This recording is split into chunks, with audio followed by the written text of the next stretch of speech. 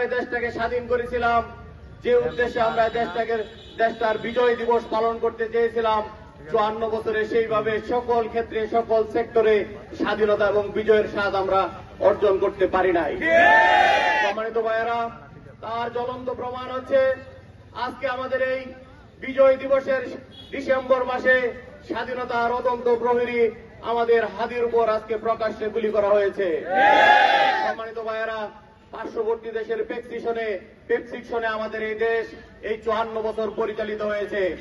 যারা অধিকাংশ সময় দেশের রাজনীতি করেছেন, দেশের মানুষের স্বাধীনতা সার্বভৌমত্ব রক্ষা করার কথা বলেছেন, তারা আজকে দেশে থাকতে পারে নাই, পার্শ্ববর্তী দেশে তারা পালিয়ে গিয়েছে। আমরা বলতে চাই, আমরা স্বাধীন হয়েছি, আমরা স্বাধীনতা অর্জন করেছি, আমরা দেশের মানুষ স্বাধীন হিসাবে থাকতে চাই, আমরা আর গোলাম হিসাবে থাকতে চাই না, আমরা সবাই আজাদি থাকতে চাই। আজকে যারা আবার নতুন করে পার্শ্ববর্তী দেশের ষড়যন্ত্রে আমাদেরকে পরিচালনা করতে চাচ্ছেন, তাদেরকে দেশের মানুষ আগামী নির্বাচনে লাল কার্ড দেখিয়ে দেবে ইনশাআল্লাহ। বলতে চাই, আমরা স্বাধীন জাতি হিসেবে আমরা 54 বছরে আমাদের অর্থনৈতিক স্বাধীনতা ছিল না।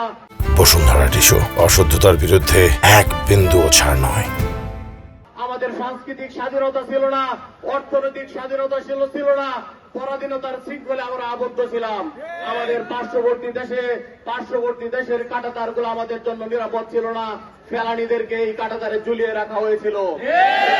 বলতে চাই, আমরা এই আধিপত্যবাদ থেকে বেরিয়ে আসতে চাই।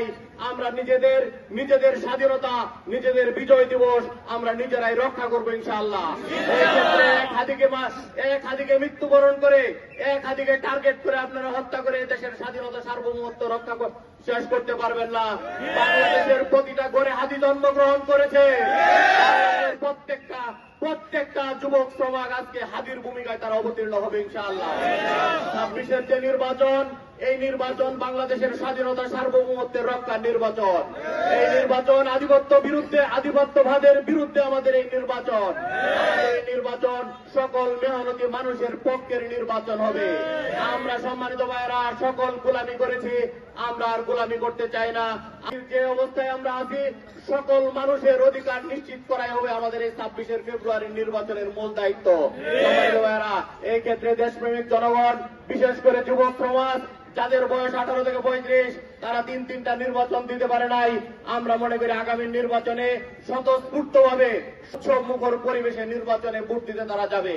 সেই ধরনের পরিবেশ আমাদের এই ইন্ডিয়ান গভর্নমেন্টকে প্রতিষ্ঠা করতে হবে।